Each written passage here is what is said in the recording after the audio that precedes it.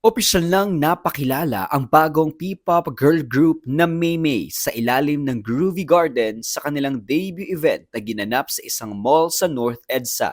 Kasabay nito ang paglulunsad ng kanilang kauna-unahang single at music video na Telebong. Binubuo ang Maymay ng 8 talentadong miyembro, sina Alexa, Jamaica, Ada, Aries, Thea, Jessie, Yuni at Dina.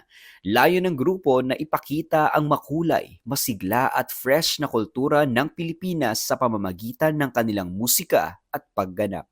Sa kanilang debut event, kitang-kita ang pagpapahalaga nila sa Pinoy culture sa pamamagitan ng mga interactive booths na dinagsa ng mga fans.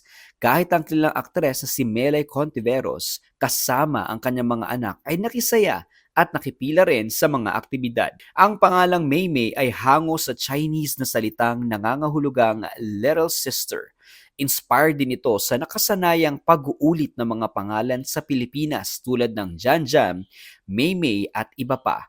Maging ang karaniwang paggamit ng May sa mga pangalan ay may pagkakatulad sa konseptong ito.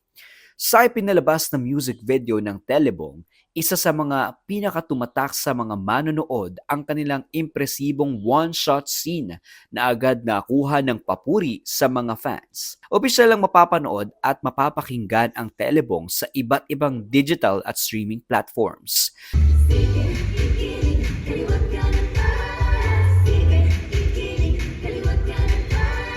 Sa kabuuan ng event, hinangaan ng mga dumalo ang talino, ganda at talentong dala ng bawat miyembro. Bagamat may kani-kaniyang personalidad at charms ang 8 kababaihan, kapansin-pansin pa rin ang matibay nilang chemistry bilang isang grupo. Welcome sa P-pop scene, Maymay.